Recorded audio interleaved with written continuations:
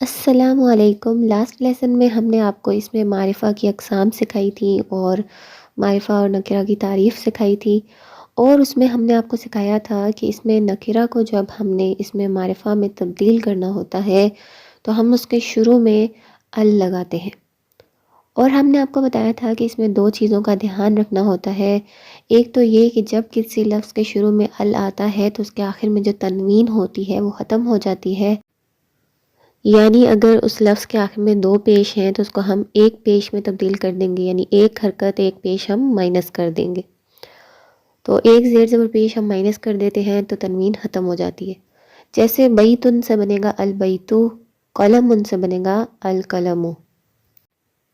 ایک اور چیز میں نے آپ کو بتائی تھی، حروف شمسی اور قمری کا دھیان رکھنا ہوتا ہے، اور مجھ سے کہا گیا کہ اس کے بارے میں بھی بتاؤں، تو اس لیے آج کی جو ویڈیو ہے اس میں بتایا جائے گا حروف شمسی اور قمری کا فرق۔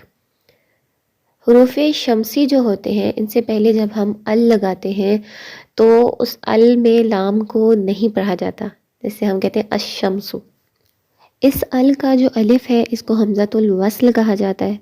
حمزۃ الوصل جب کسی لفظ کے شروع میں آتا ہے، شروعات میں آتا ہے، تو اس کے اوپر زبر ہوتی ہے اور اس کو پڑھا جاتا ہے، جیسے البیت الشمس میں ہم حمزۃ الوصل کو پڑھ رہے ہیں زبر کے ساتھ۔ مگر جب دو الفاظ کے درمیان میں یہ حمزۃ الوصل آتا ہے تب اس کو نہیں پڑھا جاتا۔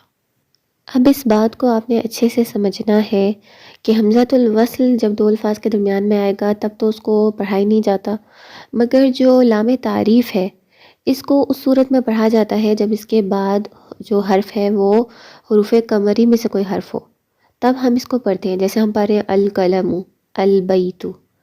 اب با اور کاف جو ہیں وہ حروف قمری میں سے ہیں، اس لیے ہم اس کو پڑھ رہے ہیں۔ پر اگر اس کے بعد حروف شمسی آ جاتے ہیں، حروف شمسی میں سے کوئی لیٹر آ جاتا ہے، تب ہم لام تعریف کو بھی نہیں پڑھتے۔ حروف شمسی اور قمری کو یاد کرنے کا آسان طریقہ یہ ہے کہ آپ صرف حروف شمسی کو یاد کر لیں، اور یہ یاد کر لیں کہ جب یہ ال کے بعد آتے ہیں تو لام کو نہیں پڑھا جاتا، اور ان کے اوپر شد ہوتی ہے، یعنی ان کو دو بار پڑھا جاتا ہے۔ جیسے الشمس میں شین کو ہم دو بار پڑھیں کیونکہ اس کے اوپر شد ہے۔ اس کی کچھ مثالیں دیکھیں، جیسے ال کے بعد اگر حروف قمری میں سے حمزہ آ جاتا ہے تو ہم پڑھیں گے الاولو۔ اسی طرح اگر اس کے بعد با آ جاتا ہے تو البارئو، الباسطو، اور اگر اس کے بعد جیم آ جاتا ہے تو الجبارو۔ یہ حروف قمری کی مثالیں ہیں۔